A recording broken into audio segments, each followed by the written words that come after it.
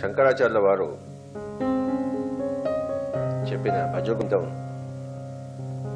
జగద్విఖ్యాతమైనది. దాని గురించి అందరికీ తెలిసినా ఇంకొంచెం బాగా తెలుసుకోవడం అనేది ఎంతైనా అవసరం. కనుక ఈరోజు వారు చెప్పిన భజగోవిందం మనం ఒకసారి పునశ్చరణ చేసుకుందామా? భజగోవిందం అనేది అందులో సంగీతం కూడా ముఖ్యం కనుక కొద్దిగా సంగీతం కూడా మేళవించి మనం ఈరోజు ఈ భజగోవిందం గురించి తెలుసుకుందాం.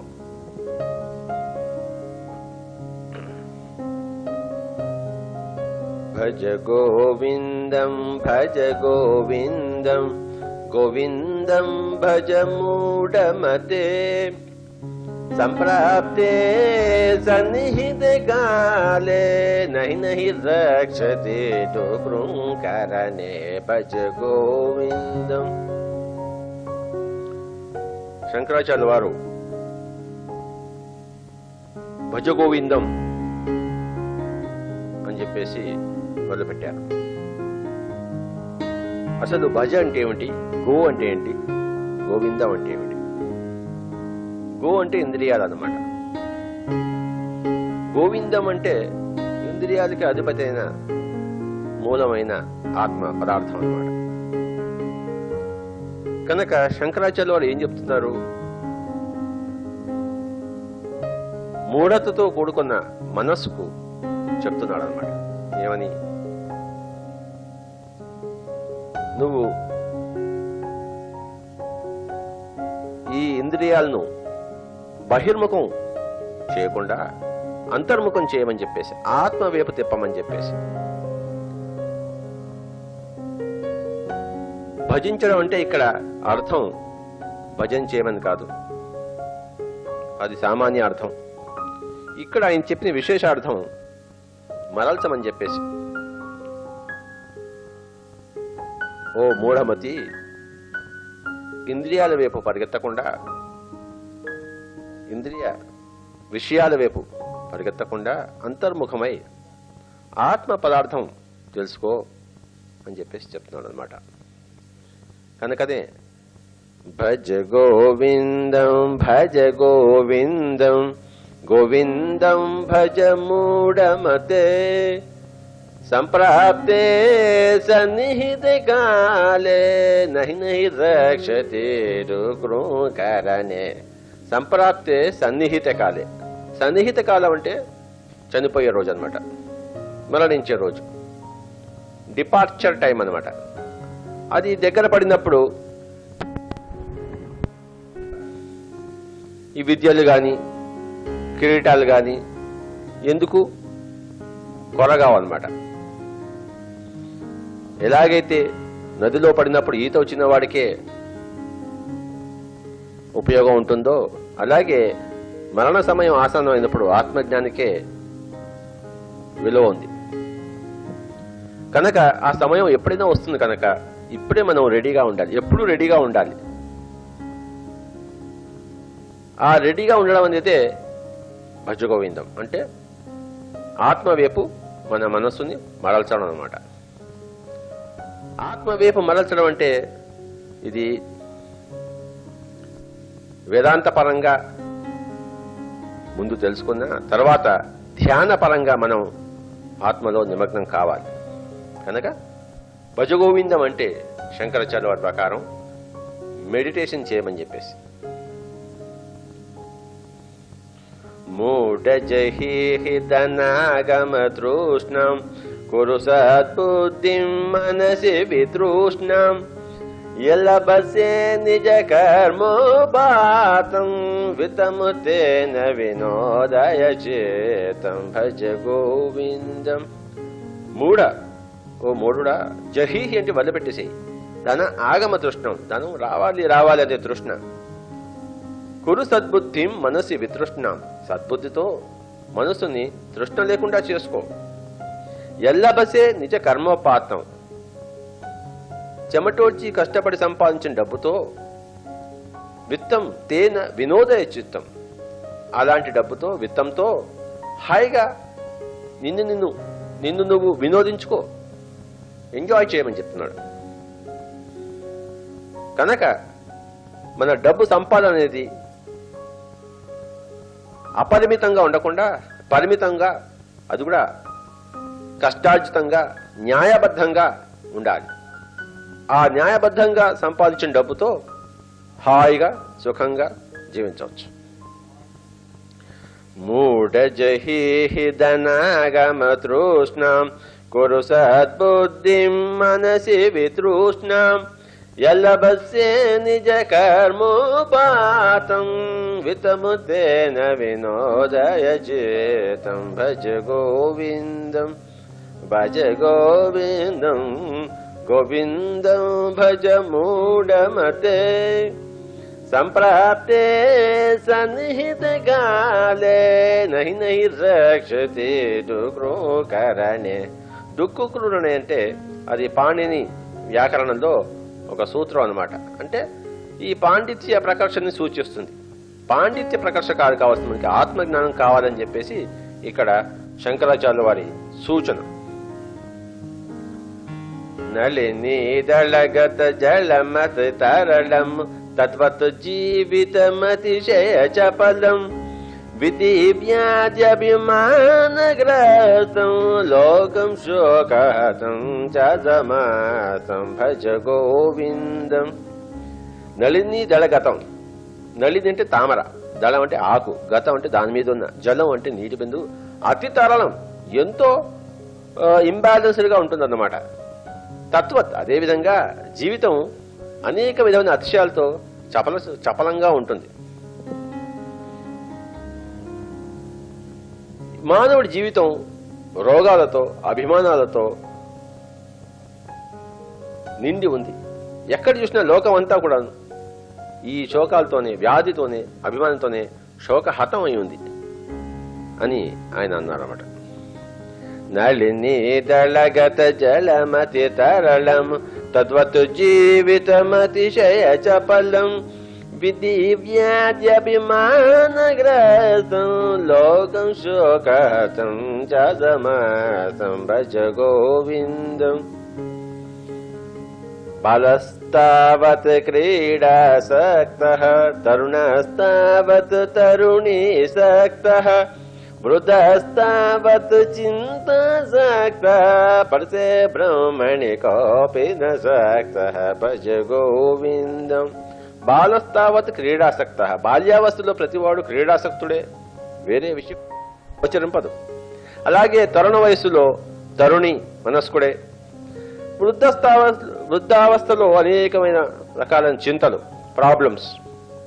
అయితే ఏ అవస్థలో మరి సత్యం తెలుసుకోవడానికి ఉత్సుకత చూపించినట్టు ఎక్కడ లేదు. కనుక మనం ఎప్పుడో ఈ అవస్థ తీరిన తర్వాత వేరే అవస్థలో ప్రవేశించిన తర్వాత మనం ఆత్మజ్ఞానం సంపాదించుకుంటాము అని అనుకుంటే అది మనం పప్పులో కాలేసినట్లే.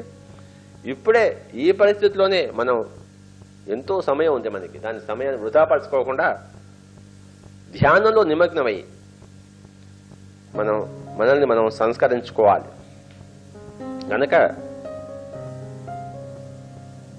భజ గోవిందం భజ గోవిందం గోవిందం భజ మూఢమతే. సంప్రాప్తే సన్నిహిత కాలే నహి నహి రక్షతే డుక్రూకరణే. భజ గోవిందం. మా కురు ధన జన యౌవన గర్వం హరతి నిమేషతు కాలః సర్వం. మయామయమిదం అఖిలం భూత్వా బ్రహ్మపదం త్వం ప్రవిశ విదిత్వా. భజ గోవిందం. మా కురు ధన జన యౌవన గర్వం అంటే నాకింత ధనం ఉందని, నాకింద ఇంత జనం ఉన్నారని, నాకింత యౌవనం ఉందని ఎప్పుడూ గర్వించవద్దు. నిమేషత్ కాలంలోనే అంతా హరించుకుపోవచ్చు. ఈ ఉన్నదంతా కూడాను ఇప్పుడుండి రేపు ఉండనిదే. అంటే మాయామయం ఇదం అఖిలం భూత్వా. భూత్వా అంటే ఈ విషయం తెలుసుకున్నప్పుడు బ్రహ్మపదం త్వం ప్రవేశ విదిత్వ అంటే ఇదంతా కూడాను ఇప్పటి ఉండి ప్రస్తుతం ఉండి రేపటికి ఉండనిది అని తెలుసుకున్నప్పుడు ఆ తెలుసుకోవడంలోనే బ్రహ్మపదంలో మనం ప్రవేశిస్తామన్నమాట.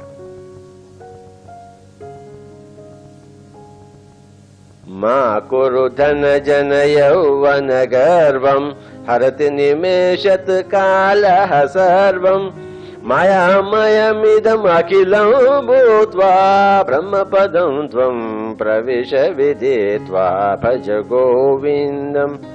పునరపి జననం పునరపి మరణం పునరపి జననీ జఠరే శయనం ఇహ సంసారే బహుదూసారే కృపయా పారే పాహి మురారే భజ గోవిందం. పునరపి జననం పునరపి మరణం, మళ్ళీ మళ్ళీ పుట్టడం, మళ్ళీ మళ్ళీ చనిపోవడం, మళ్ళీ మళ్ళీ తల్లి గర్భంలో చేరడం. ఎందుకు? ఏదైనా ఒక పని ఒకటేసారి చేయాలి కానీ పదే పదే చేయరాదు. ఒక క్లాసు ఒక సంవత్సరమే ఉండాలి కానీ అదే 6వ క్లాస్లో అదే 7వ క్లాస్లో 6 సార్లు 7 సార్లు ఉండకూడదు. ఎప్పటికప్పుడు కొత్త క్లాస్లో ప్రవేశించాలి. అలాగే చేసిన పని చేయడం కోసం మళ్ళీ మళ్ళీ ఇక్కడ పుట్టకూడదు. చేయని పని చేయడం కోసం పుట్టచ్చు కానీ చేసిన పని చేయడం కోసం మళ్ళీ మళ్ళీ పుట్టకూడదు. అదే నరకం. ఎప్పటికప్పుడు కొత్త పని చేయడమే స్వర్గం. పాత పనిని మళ్ళీ చేయాల్సి రావడమే నరకం. కనుక పరమాత్మ సృష్టిలో కోటాను కోట్ల లోకాలు ఉన్నప్పుడు ఈ లోకంలోనే తిరిగి తిరిగి రావాలని వచ్చే పరిస్థితులు కల్పించుకోవడం అనేది చాలా శోచనీయమైన విషయం. కనుక అయితే మనసు అనేది ఎప్పుడు ఇంద్రియాలు వైపే పరిగెత్తుంటే తిరిగి తిరిగి ఇక్కడికే రావాల్సి వస్తుంది. అంటే మన పాఠాలు సరిగ్గా నేర్చుకోలేదన్నమాట. అప్పుడే తిరిగి తిరిగి రావాల్సి వస్తుంది. మనసుని కొంచెం సేపైనా అంతర్ముఖం చేసి ఆత్మ పదార్థం వైపు తిప్పగలిగితే అప్పుడు మనం ఎప్పటికప్పుడు కొత్త పాఠాలు నేర్చుకుంటూ ఎప్పటికప్పుడు కొత్త లోకాలు సంచరించగల వాళ్ళం అవుతాం. కనుక పునరపి జననం పునరపి మరణం పునరపి జననీ జఠరే శయనం ఇహ సంసారే బహుదుసారే కృపయా పారే పాహి మురారే భజ గోవిందం. కృపయా పారే పాహి మురారే. కనుక ఈ తరుణోపాయం చెప్పండి అని చెప్పేసి ఎవరు చెప్తారు? మాయం దాటిన వాళ్లే, ఆత్మజ్ఞానులే చెప్తారు. యోగరతో వా భోగరతో వా సంగరతో వా సంగ విహీనః యస్య బ్రహ్మణి రమతే చేతం నందతి నందతి నందతి ఏవ భజ గోవిందం. యోగరతోవా భోగరతోవా అంటే నువ్వు యోగివికా లేకపోతే భోగివికా, దానివల్ల దానికి ఎవరికి సంబంధం లేదు. నువ్వు సంగరతో అంటే సంసారం కలిగి ఉండు, సంగ విహీన లేకపోతే సంసారం లేకుండా ఉండు, అది కాదు పాయింట్. నువ్వు ఏ పరిస్థితిలో ఉన్నా కూడాను నీ మనస్సు బ్రహ్మత్వంలో చరిస్తోందా లేదా అన్నదే అసలు పదం. ఎప్పుడైతే నీ మనసు సర్వవేళలా సర్వ పరిస్థితుల్లో బ్రహ్మత్వంలోనే సంచరిస్తోందో అప్పుడే హ్యాపీనెస్ హ్యాపీనెస్ హ్యాపీనెస్ అంటే నందతి నందతి నందతి అని చెప్పేసి ఆయన అంటున్నారు. యోగరతో వా భోగరతో వా సంగరతో వా సంగ విహీనః యస్య బ్రహ్మణి రమతే చేతం నందతి నందతి నందతి ఏవ భజ గోవిందం భజ గోవిందం గోవిందం భజ మూఢమతే సంప్రాప్తే సన్నిహిత కాలే నహి నహి రక్షతే డుకృంకరణే భజ గోవిందం యావత్ పవనో నివసతి దేహే తవత్ పృచ్ఛతి కుశలం గేహే గతవతి వాయౌ దేహాపాయే భార్య బిభ్యతి తస్మిన్ కాయే భజ గోవిందం. యావత్ పవనో నివసతి దేహే అంటే ఈ దేహంలో గాలి ఉన్నంతసేపు తావత్ పృచ్చతి కుశలం గేహే, బాగున్నావా లేదా అని చెప్పేసి అందరూ అడుగుతుంటారు. గతవతి వాయువు అంటే ఎప్పుడైతే వాయువు మన దేహం నుంచి దూరం అయినప్పుడు మన భార్య కూడాను శరీరాన్ని ముట్టుకోవడానికి భయపడుతుంది. అంతవరకు ముట్టుకున్నది, వెంటనే ఇంకా ముట్టుకోదు. కనుక అలాంటిది ఈ వస్తువు అని చెప్పేసి ఆయన చెప్తున్నారు. యావత్ పవనో నివసతి దేహే తావత్ పృచ్చతి కుశలం గేహే గతవతి వాయౌ దేహాపాయే భార్య బిభ్యతే తస్మిన్ కాయే భజ గోవిందం మా కురుతే గంగా సాగర గమనం వ్రత పరిపాలనమతువాదానం జ్ఞాన విహీన సర్వమతేన ముక్తిం భజతి న జన్మజతేన భజ గోవిందం. కురుతే గంగా సాగర గమనం, ఇటు గంగకెళ్ళినా అటువైపు సాగరానికి వెళ్ళినా ఎన్ని వ్రతాలు చేసినా ఎన్ని దానాలు చేసినా కూడాను ఏమీ ప్రయోజనం లేదంటారు. అయితే దేనివల్ల ప్రయోజనం ఉంది? కేవలం జ్ఞానం వల్ల, ఆత్మజ్ఞానం వల్ల. జ్ఞానాన్ముక్తి అని సాంఖ్యకారికుడు. కనుక ఈ యొక్క కర్మకాండ అంతా కూడాను శుద్ధ అప్రయోజనం. చేయవలసింది జ్ఞానకాండ. ఆత్మజ్ఞానం సంతరించుకోవాలి. ఎలా వస్తుంది ఆత్మజ్ఞానం? కేవలం ధ్యానం వల్ల. ధ్యానం అంటేనే భజగోవిందం. కనుక కురుతే గంగా సాగర గమనం వ్రత పరిపాలనమతువాదానం జ్ఞాన విహీన సర్వమతేన ముక్తిం భజతి న జన్మజతేన భజ గోవిందం. ఈ కర్మకాండ చేసే వాళ్ళకి 100 జన్మలకు కూడాను ముక్తి రాదు అంటున్నారు ఆయన. కనుక మరి ఆయనకి సత్యాసత్యాలు బ్రహ్మాండంగా తెలుసు. కనుక తెలిసి చెప్పినా కూడాను మనం ఇంకా గంగకే వెళ్తాం, ఇంకా సాగరానికే వెళ్తాం, ఇంకా వ్రతాలు చేస్తాం, ఇంకా దానాలు చేస్తాం. కానీ మనం మటుకు ధ్యానం చేయడానికి ఇంకా పూనుకోవడం లేదు. నిజమైన సంప్రదాయం, ఋషి సంప్రదాయం కేవలం ధ్యానం మట్టుకే. కనుక మనం ఆ సంప్రదాయం సంతరించుకునే వాళ్ళమైతే, ఆ సంప్రదాయంలో పుట్టిన వాళ్ళమైతే చేయవలసింది గంగాసాగర గమనాలు కావు, వ్రతాలు కాదు, దానాలు కాదు, మరి కేవలం ధ్యానం, దానివల్ల జ్ఞానం, తద్వారా ముక్తి పొందడం. భగవద్గీత కించిదీత గంగాజలలవ కణికా పీత సకృతపియేన మురారి సమర్చ కృతే తస్య యమేన న చర్చ భజ గోవిందం. భగవద్గీత కించిదీత, కొంచెమైనా భగవద్గీత చదివి తీరాలి. భగవద్గీత అంటే కృష్ణుడు అనే గురువు అర్జునుడు అనే శిష్యుడికి చెప్పింది. ఎక్కడ ఏ గురువు ఏ శిష్యుడికి ఏది చెప్పినా అదంతా గీతాబోధే. జీసస్ క్రైస్ట్ కి జాన్ ద బ్యాప్టిస్ట్ చెప్పింది, రాముడికి వశిష్ఠుడు చెప్పింది, అర్జునుడికి కృష్ణుడు చెప్పింది, వివేకానందుడికి రామకృష్ణ పరమహంస చెప్పింది. ఎక్కడైనా ఒకటి. కార్లోస్ క్యాస్టనర్కి డాన్ జోన్ చెప్పింది, రిచార్డ్ బాక్ కి డాన్ షిమోరా చెప్పింది. అంతా గీతే. కనుక ఈ గీత పుస్తకాలన్నీ కూడాను కొంచెమైనా అధ్యయనం చేసి తీరాలి. దాన్నే భగవద్గీత కించిదీత అని అన్నాడు శంకరాచార్య. తర్వాత గంగాజల లవకణిక పీత, గంగాజలం లవకణిక అంటే ఒక బొట్టైనా తాగాలి అన్నాడు. మరి ఇందాకే గంగకెళ్తే లాభం లేదన్నాడు కదా, మళ్ళీ ఇక్కడ గంగాజల లవకణిక పీత అని ఎలా చెప్పారు అంటే, ఇక్కడ గంగ వేరు, అక్కడ గంగ వేరు. ఇక్కడ గంగ అనేది మనం ఈ ధ్యానంలో ఖేచరి ముద్ర జరిగినప్పుడు, అంటే నాలుక పైకి వచ్చినప్పుడు, అది పైనుంచి ధ్యాన స్థితితో ఉన్నప్పుడు, డీప్ మెడిటేషన్లో ఉన్నప్పుడు కాస్మిక్ ఎనర్జీ లిక్విఫై అయి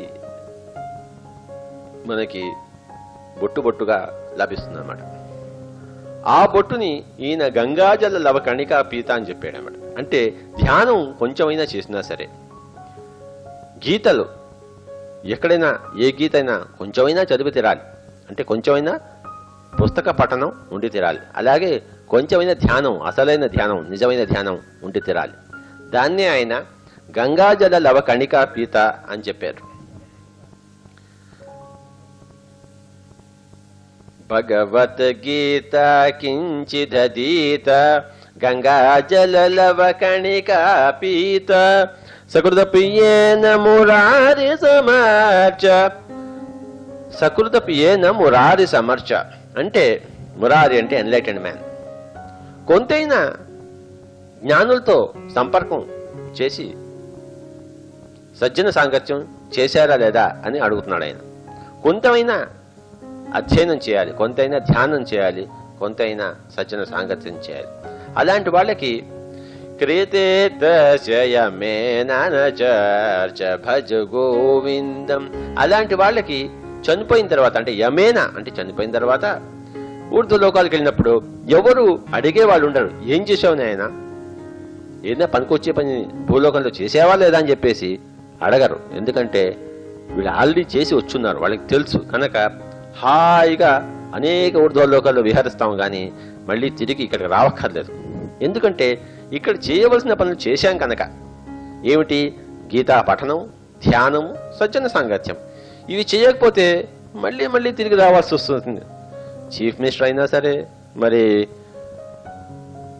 నాయకులైనా సరే, ధనవంతులైనా సరే.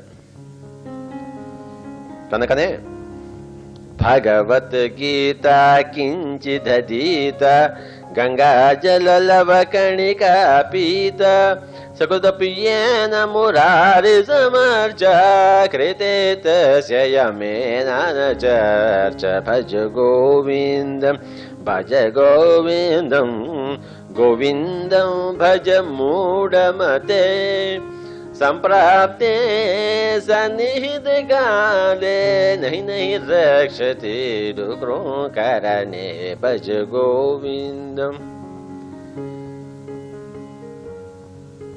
జటిలో ముండీలుంచిత కేశః కాషాయాంబర బహుకృత వేషః పశ్యన్నపి చ న పశ్యతి మూఢో యుద్ర నిమిత్తం బహుకృత వేషః భజ గోవిందం. జటిలో ముండి లొంచిత కేశః, చేతిలో దండం, మరి కేశాలన్నీ కూడాను ఖండన, కాషాయ వస్త్రాలు, ఇవన్నీ కూడాను చాలా మంది మిగతా వాళ్ళని మోసగించేందుకే చేస్తున్నారు కానీ, అంటే ఉదర పోషణార్థం చేస్తున్నారే కానీ నిజానికి అవి జ్ఞానానికి చిహ్నాలు కావు. కనుక ఒక మనిషి జ్ఞాని అవునా కాదని తెలుసుకోవడం కోసం అతని మాటలు విని అతని జీవిత విధానం చూడాలే గాని చేతిలో కర్ర ఉందా లేదా, కాషాయ వస్త్రాలు వేసుకున్నాడా లేదా, బోడిగుండు ఉందా లేదా అని వీటి వల్ల ఎప్పుడూ కాదని చెప్పేసి శంకరాచార్య వారు చెప్తున్నారు మనకి. జటిలో ముండీలుంచిత కేశః కాషాయాంబర బహుకృత వేషః పశ్యన్నపి చ న పశ్యతి మూఢో యుద్ర నిమిత్తం బహుకృత వేషః. పశ్యన్నపి చ న పశ్యతి మూఢో. ఈ మూఢులు చూస్తూ కూడా చూడకుండా ఉంటారు. అంటే థర్డ్ ఐ ఉండి కూడాను థర్డ్ ఐని ఉపయోగించరన్నమాట. కేవలం చర్మచక్షులతోనే జీవితాన్ని గడుపుతున్నారు కానీ దివ్య చక్షువుతో జీవితాన్ని గడపడం లేదు. దివ్య చక్షువుతో జీవితం గడపమని చెప్పేసే శంకరాచార్య వారి ఉద్బోధ మనకి. ఈ దివ్య చక్షువు మనం ఎలా ఉత్తేజితం చేసుకోగలం? మెడిటేషన్. అంతర్ముఖం అయినప్పుడే అది దివ్య చక్షువు ఉత్తేజితం అవుతుంది. అప్పుడే మనకి జీవిత పరమార్థం గోచరించి జీవితం ఆనందమయం అవుతుంది. నందతి నందతి నందతి అని చెప్పాడు కదా. ఆ హ్యాపీనెస్ అనేది మనకి ఎలా వస్తుంది? మరి అంతర్ముఖం చేసుకుని దివ్య చక్షును ఉత్తేజితం చేసుకుంటే మనకి మన జీవితం ఆనందమయం అవుతుంది. వయసి గతే కహ కామ వికారః శుష్కే నీరే కహ కాసారః క్షిణే విద్తే కహ పరివారో జ్ఞాతే తత్వే కహ సంసారః భజ గోవిందం. వయసి గతే కహ కామ వికారః. వయసు గతించిన తర్వాత ఇంకా కామ వికారాలు ఎక్కడుంటాయి? శుష్కే నీరే కహ కాసారః. కాసారం అంటే సరస్సు. నీరు శుష్కించిన తర్వాత సరస్సు ఎక్కడ ఉంది? క్షీణే విత్తే కహ పరివారో. విత్తం ధనం హరించుకుపోయిన తర్వాత మన బంధుజనం మన దగ్గర ఎక్కడ ఎందుకుంటారు? అలాగే తత్వం అని తెలుసుకుందావట. తర్వాత ఇంకా సంసారం ఎక్కడ ఉంది? తత్వం అంటే తత్వం. తత్ అంటే అది, త్వం అంటే నువ్వు. అది అంటే ఆత్మ పదార్థం. మనం ఈ దేహ పదార్థం కాదు, ఆత్మ పదార్థం. We're not these bodies, we're energy systems. అది తెలుసుకున్నప్పుడు నిజానికి సంసారం లేదు. స్వేచ్ఛా విహారం, క్రీడలు ఉన్నాయి కానీ సంసారం లేదు. కనుక తత్వమసి అని తెలుసుకోవాలి అని చెప్పేసి శంకరాచార్యుల వారి యొక్క ఉద్బోధ. తత్వమసి అంటే ఏమిటి? తత్వం అసి. తత్ అంటే అది, అంటే ఆ ఆత్మ పదార్థం, ఆ ఎనర్జీ, ఆ కాన్షియస్నెస్. త్వం నువ్వు. అంతేగాని ఈ దేహం మాత్రమే కాదు. నువ్వు దేహంతో సంగమించి ఉన్నావు, దేహాన్వి కావు, నువ్వు ఆత్మ పదార్థానివి అని ఎలా తెలుసుకోవాలి? మనం మెడిటేషన్ చేయాలి, ధ్యానం చేయాలి, అంతర్ముఖులు కావాలి. అప్పుడే మనకు ఈ తత్వమసి అనే జ్ఞానం కలుగుతుంది. అప్పుడే సంసారంలో ఇంకా దుఃఖం ఉండదు, సంసారం ఆనందమయం అవుతుంది. సంసారం తనంతట తానుగా దుఃఖమయం ఎప్పుడూ కాదు. సంసారం అనేది ఎప్పుడూ ఆనందమయమే. కానీ మనం మన అజ్ఞానం వల్ల, ఆత్మజ్ఞానం లేకపోవడం వల్ల సంసారాన్ని దుఃఖమయం చేసుకుంటాం. కానీ సంసారం అనేది తనంతట తానుగా దుఃఖమయం కానే కాదు. తనంతట తానుగా దుఃఖమయం అయితే మనం ఈ లోకానికి వచ్చేవాళ్ళమే కాదు. ఈ లోకం ఒక అద్భుతమైన లోకం. సంసారం అనేది అద్భుతమైన క్రియ. కానీ ఈ అద్భుతమైన క్రియని మనం చాలా నీచంగా మనం మలుచుకుంటున్నాం. కనుక ఎందువల్ల?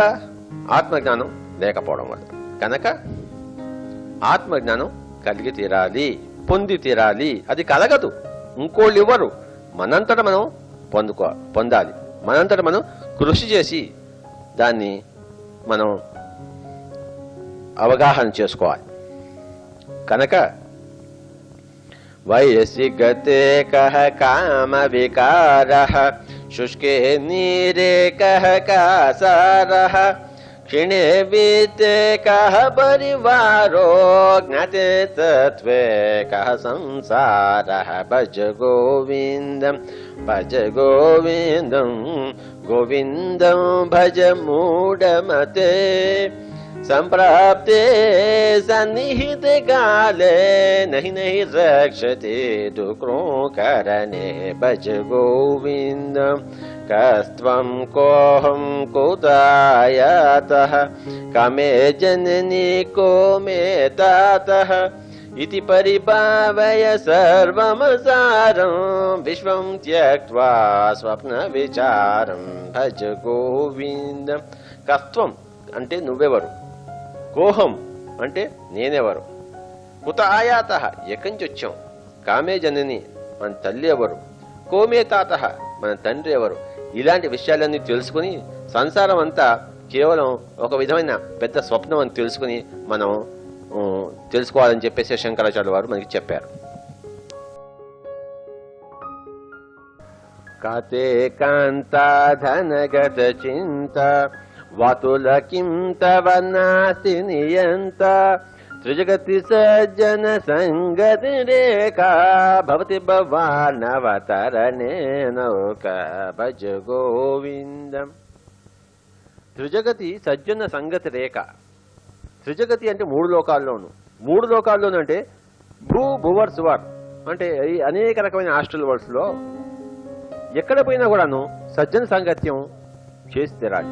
అంటే తెలిసిన వాళ్ళ దగ్గర నుంచి తెలుసుకుని తీరాలి. మనకి తెలియనప్పుడు తెలుసుకున్న వాళ్ళ దగ్గర నుంచి తెలుసుకుంటేనే కదా మనకి తెలుసుకోవడం. దాన్నే సజ్జన సాంగత్యం అంటారు. సత్యం తెలుసుకున్న జనులే సజ్జనులు.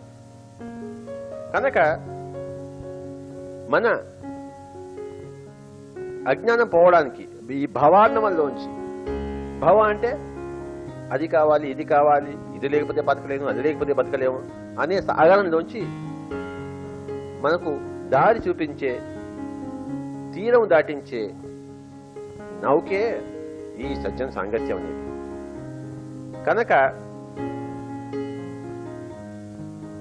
కాతే కాంత ధనగత చింత వాతులకిం తవ నాస్తి నియంత త్రిజగతి సజ్జన సంగతి రేఖా భవతి భవానవతరణే నౌకా భజ గోవిందం భజ గోవిందం గోవిందం భజ మూఢమతే సత్సంగత్వే నిసంగత్వే నిర్మోహత్వం నిర్మోహత్వే నిశ్చలచేతం నిశ్చలచేతే జీవన్ముక్తి భజ గోవిందం.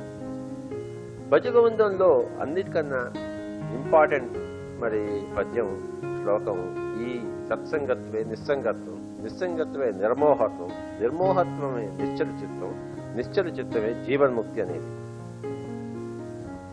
సత్సంగం అంటే సత్యంతో సంగం. సత్యం అంటే ఆత్మ పదార్థం, నిత్యమైనదే సత్యం. వేదాంత పరిభాషలో సత్యం అంటే అబద్ధం పలకూడదు, నిజం పలకాలి అనే దాని గురించి ప్రస్తుతం కాదు. సత్యం అంటే ఇక్కడ ఆత్మ పదార్థం. అంటే నిత్యమైనదే ఆత్మ, అనిత్యమైనదే అనాత్మ. ఆత్మే సత్యం, అనాత్మే అసత్యం అని చెప్పేసి ఇక్కడ మనం తెలుసుకోవాలి. కనుక సత్యంతో సాంగత్యం అంటే మనం ధ్యానంలో మన ఆత్మ పదార్థంతో మనం ఏకమై ఉండడం. అంటే మనసులో ఏ మటుకు ఆలోచన లేకుండా ఆలోచన రహితం చేసుకుని అంతర్ముఖంగా ఉండి దివ్య చక్షువును ఉద్దీపనం చేసుకోవడమే సత్సంగం యొక్క ధ్యేయము. అదే సత్సంగం. కనుక సత్సంగం అంటే ధ్యానము, మెడిటేషన్. సత్సంగత్వే నిర్మోహత్వం. సత్సంగత్యం వల్లనే మనకి నిర్మోహత్వం వస్తుంది. సత్సంగత్వమే నిస్సంగత్వం. నిస్సంగత్వం అంటే నాన్ అటాచ్మెంట్. అంటే భగవద్గీతలో కృష్ణుడు చెప్పినట్లు పద్మ పత్రమి వాంబస. పద్మం అంటే తామర, పత్రం అంటే ఆకు, అంబస అంటే నీటి పట్టు, ఇవంటే లాగా తామరాకు మీద నీటి పట్టులాగా అన్నమాట. అంటే ఈ ప్రపంచంలో మనం అన్అటాచ్డ్ గా ఉండాలి, నిస్సంగంగా జీవించాలి. అందులో మునిగిపోయి తలమునకలు కాకూడదు, తేలాలి, సంసారంలో తేలాలి. సంసారంలో తేలడం అంటే ఎలా తేలుతాము? ఆ నిస్సంగం, ఆ నాన్ అటాచ్మెంట్ ఏ విధంగా వస్తుందంటే కేవలం ధ్యానం వల్ల వస్తుంది అని చెప్పాడు శంకరాచార్య వారు. సత్సంగత్వే నిస్సంగత్వం. నిస్సంగత్వం అనేది మనకి నిర్మోహత్వానికి దారి తీస్తుంది.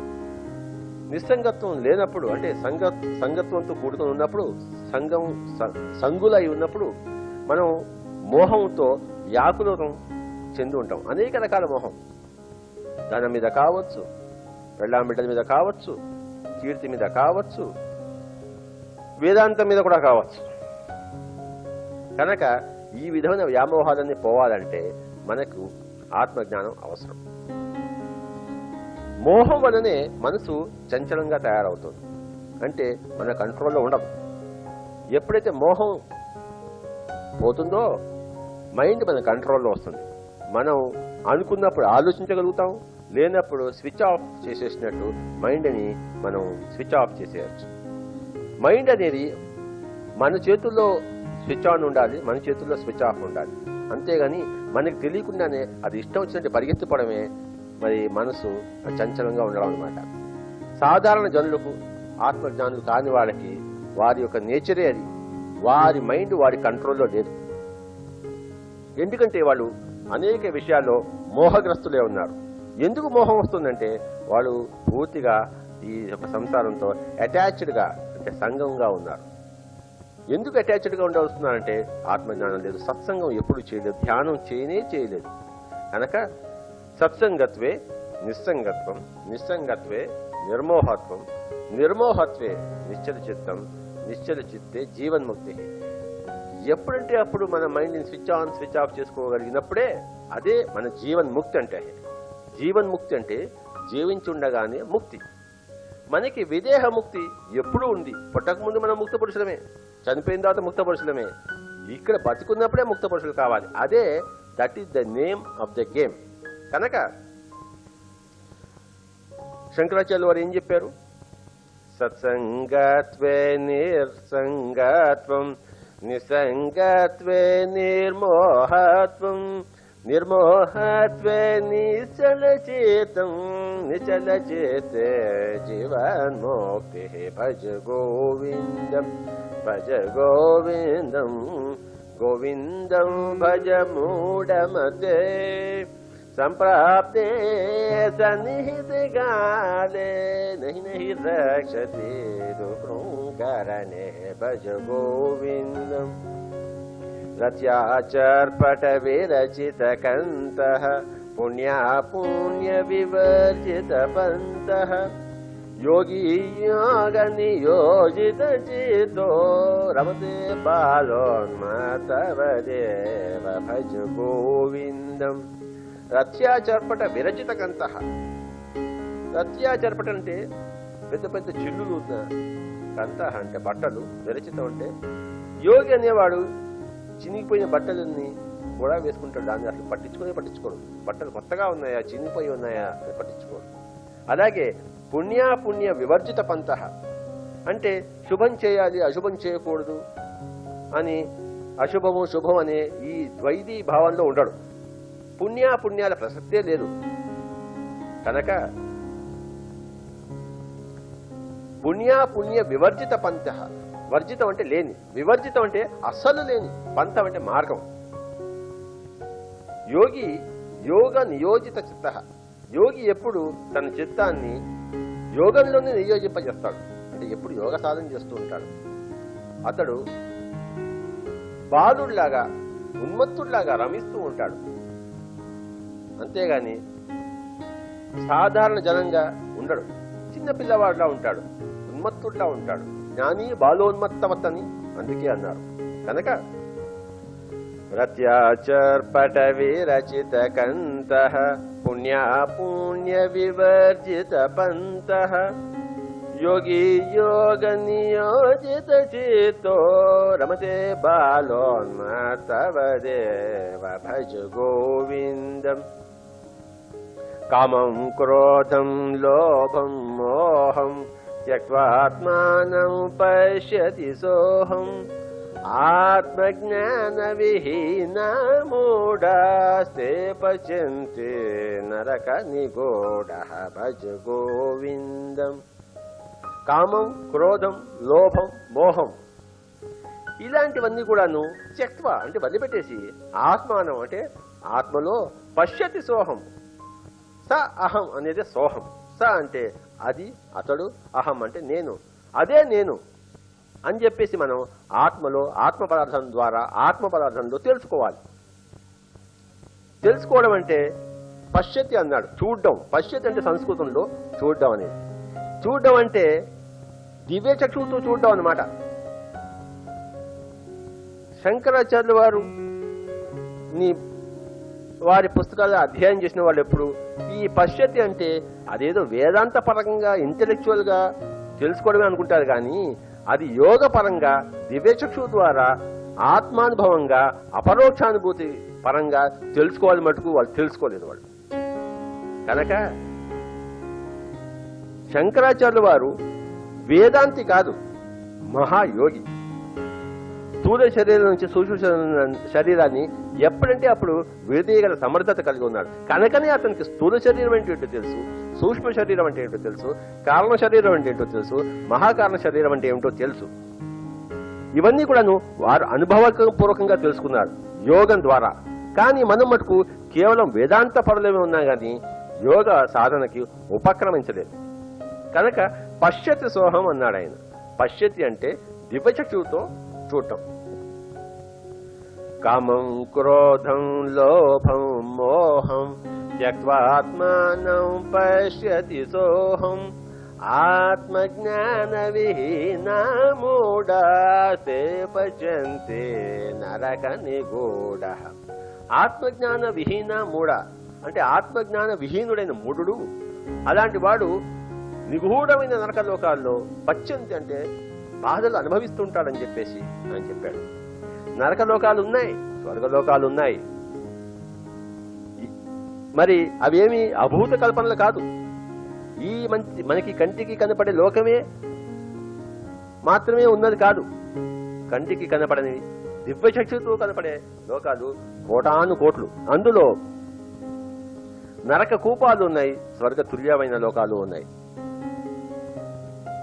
ఇదే మహమ్మద్ ప్రవక్త మరి హీరా కేవ్స్ లో ఉన్నప్పుడు గ్యాబ్రియల్ అనే ఆస్ట్రల్ మాస్టర్ ద్వారా తన సూక్ష్మ శరీరంతో అనేక లోకాలు తిరిగి, బాబు నరక లోకాలు ఉన్నాయి, స్వర్గలోకాలు ఉన్నాయి, కనుక మంచి చేయండి, స్వర్గలోకాలు పొందండి, చెడు చేస్తే నరకలోకాలు పోతానని చెప్పి అందరిని హెచ్చరించి ఇస్లాం మతం స్థాపించారు.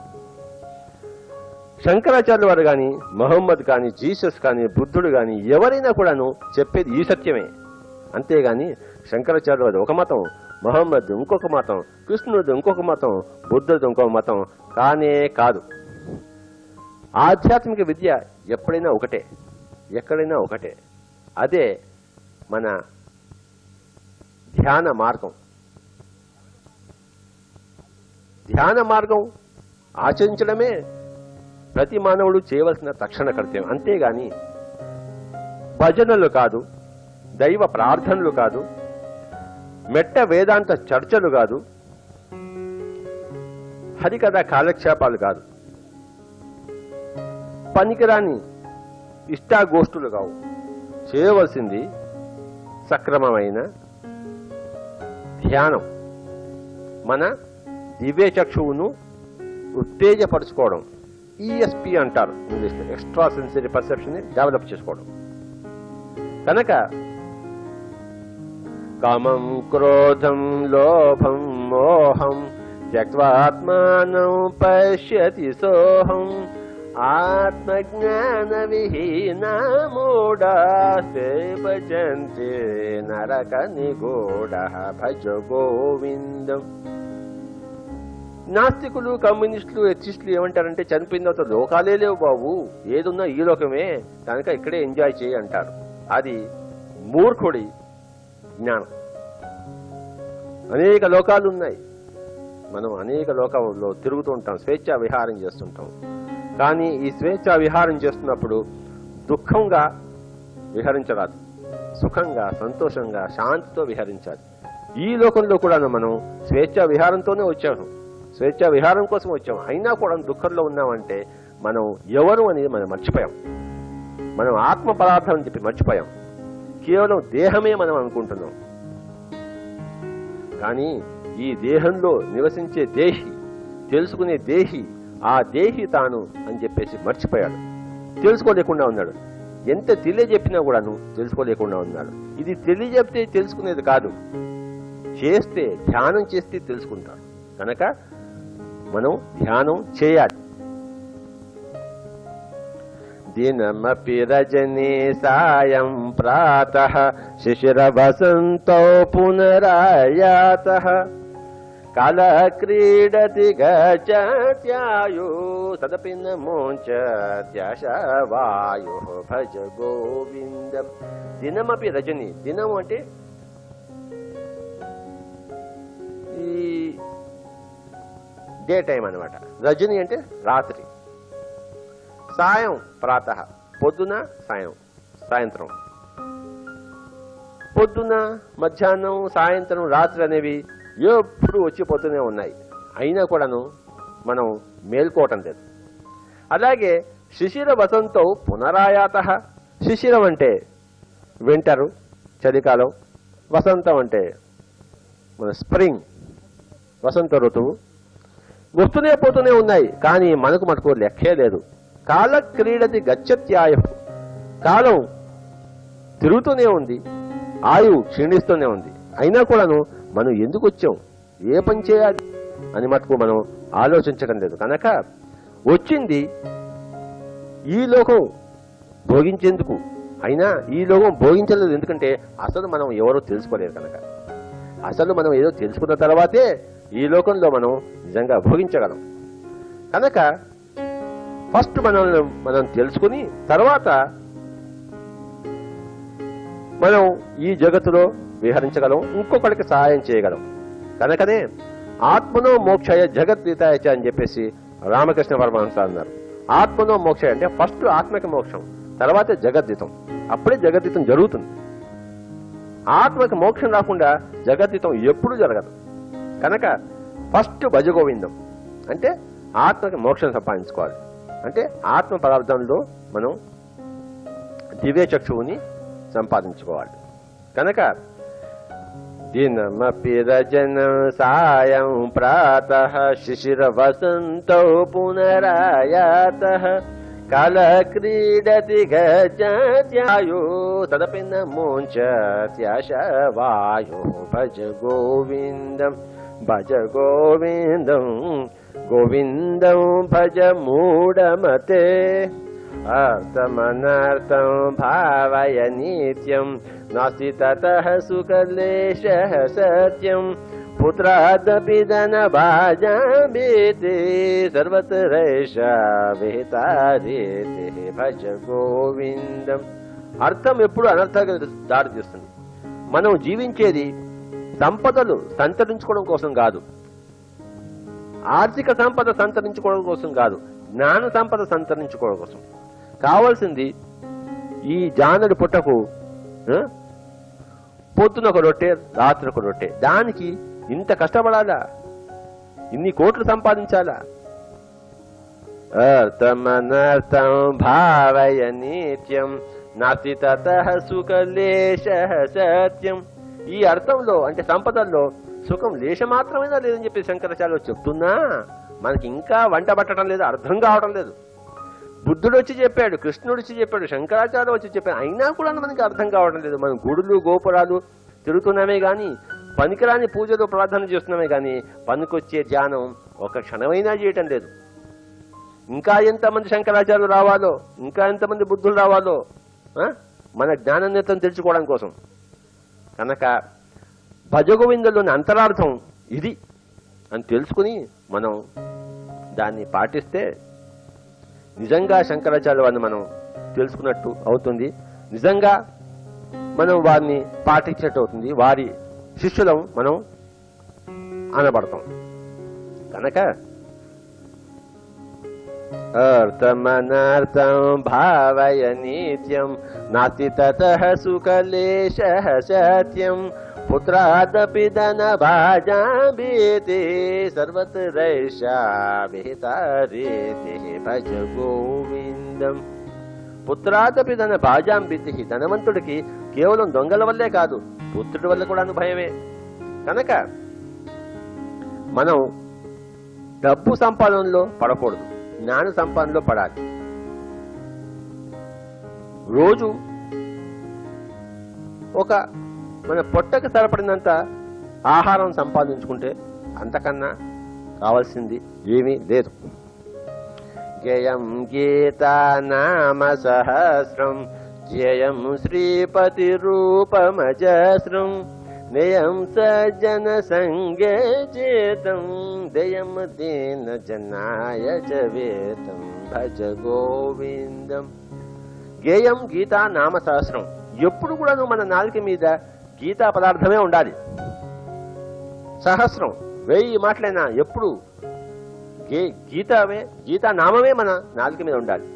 ధ్యేయం మన జీవితంలో ఏమి సాధించాలి అనేది ఆ శ్రీపతి రూపం, అంటే ఒక ఎన్లైటెన్ మ్యాన్ యొక్క రూపం ఏమిటో అదే మన ధ్యేయం ఎప్పుడూ ఉండాలి. మనం కూడా ఆ విధంగా కావాలనే ధ్యేయం ఎప్పుడూ ఉండాలి, మనం పెట్టుకోవాలి. అలాగే అది సాధించేందుకు మనం మన చిత్తాన్ని ఎప్పుడు సజ్జన సాంగత్యం వైపు నడిపించాలి. నేయం అంటే నడిపించడం, తీసుకెళ్ళడం. సజ్జన సంగే చిత్తం, నేయం సజ్జన సంగే చిత్తం అంటే మన చిత్తాన్ని దుర్జన సాంగత్యం వైపు నడిపించకుండా సజ్జన సాంగత్యం వైపే నడిపించాలి.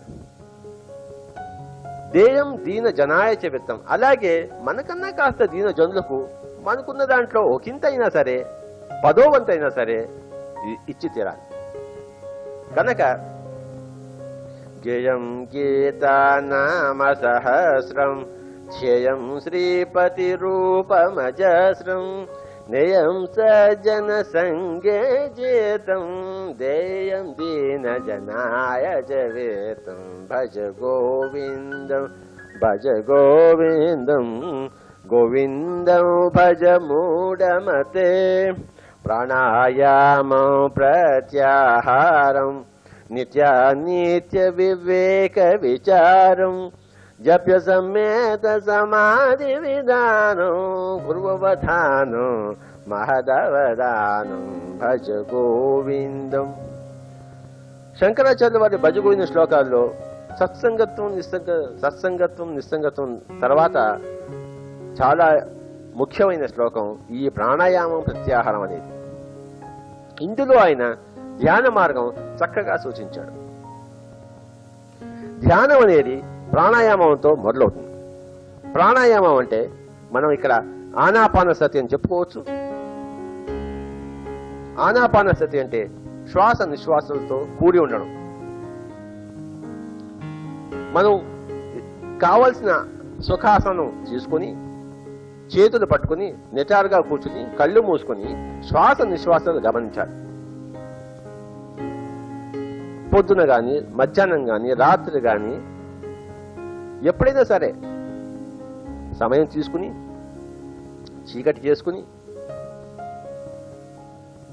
నిశ్శబ్దంగా ఉన్న పరిస్థితుల్లో కళ్ళు మూసుకుని చేతిలో చేయబెట్టుకుని నిటారుగా కూర్చుని కొంచెం తల పైకెత్తి కళ్ళు మూసుకుని శ్వాస నిశ్వాసాలు గమనించడం మొదలుపెట్టాలి. దీన్నే ఆనాపానసతి అంటారు, లేకపోతే ప్రాణాయామం అంటాం. ఏ మంత్రము ఉచ్చరించరాదు, మనసులో ఏ ఇష్ట దేవతా రూపం పెట్టుకోరాదు. కేవలం మన శ్వాస నిశ్వాసాల మీదే మన ధ్యాస ఉంచాలి. అదే ప్రాణాయామం, అదే ఆనాపానసతి. అప్పుడేమవుతుందంటే ప్రత్యాహారం జరుగుతుంది.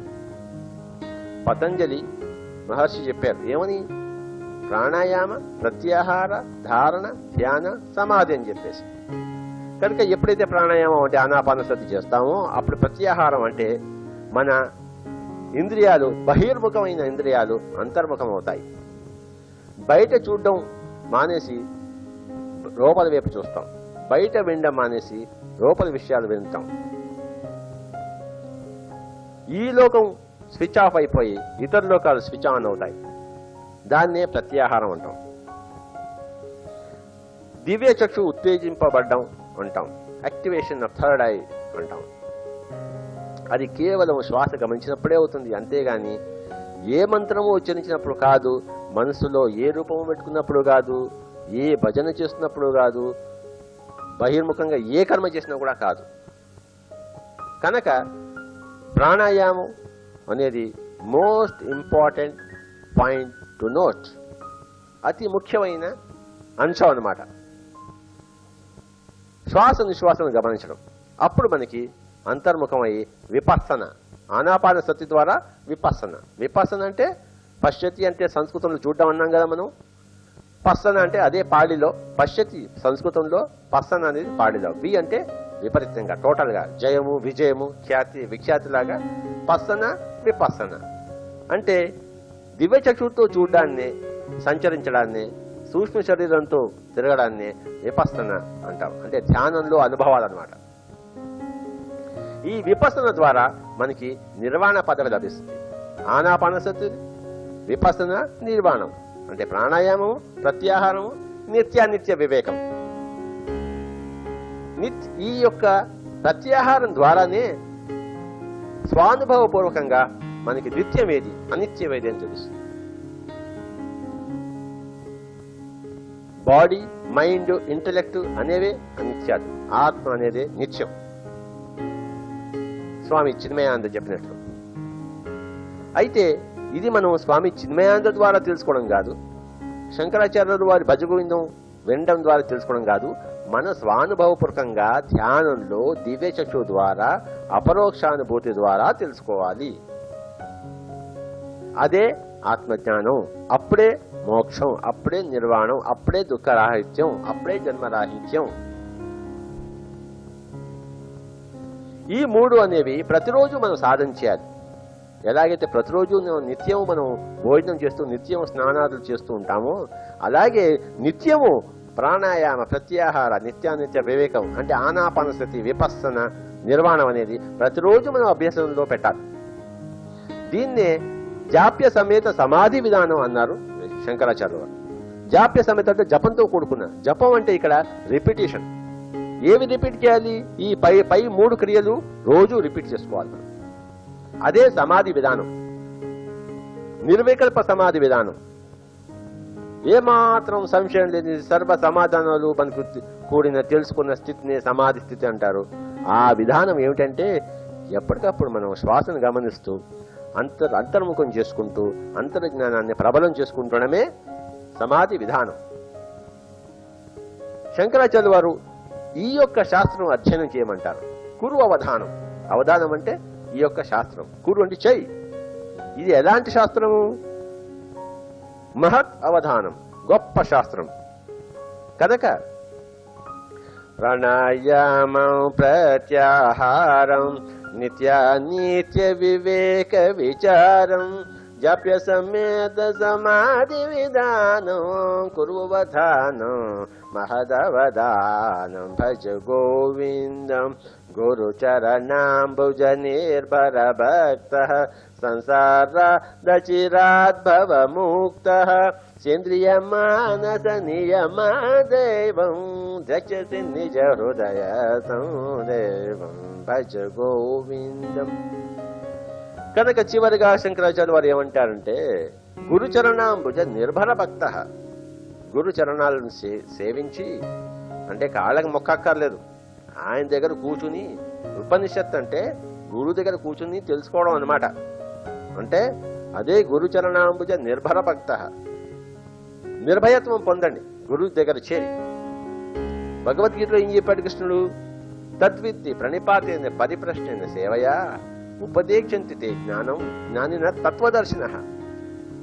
జ్ఞానుల దగ్గరికి తత్వదర్శనకు చేరితే వాడిని ప్రశ్నలు అడిగితే వాడు ఒకవేళ సేవ చేయమంటే సేవ చేస్తే అప్పుడు వాళ్ళు చెప్తారు మనకి ఏ మార్గాన్ని, జ్ఞాన మార్గాన్ని, ధ్యాన మార్గాన్ని. కనుక గురుచరణాంబుజ నిర్భర భక్త సంసారాదచిరాద్భవ ముక్త. అప్పుడే సంసారం నుంచి అచిరకాలంలో ముక్తం అవ్వగలము. సేంద్రియ మానస నియమ దైవం. మనస్సుని అప్పుడే మనం నియమంలో చేసుకోగలం, నియమించుకోగల శక్తి వస్తుంది మనకి ధ్యానం ద్వారా. అప్పుడే మన నిజ హృదయస్థంలో అంటే మనలో మన దైవత్వాన్ని మనం చూసుకోగలం. ద్రక్షసి నిజ హృదయస్థం దైవం భజ గోవిందం గురుచరణాంబుజ నిర్భర భక్త సంసారాదచిరాద్భవ ముక్త సేంద్రియ మానస నియమ దైవం ద్రక్షసి నిజ హృదయ సందైవం భజ గోవిందం భజ గోవిందం గోవిందం భజ మూఢమతే సంప్రాప్తే సన్నిహితే కాలే నహి నహి రక్షతి దుఃఖంకరణే భజ గోవిందం. కనుక ఇది శంకరాచార్య వారు చెప్పిన భజ గోవిందం.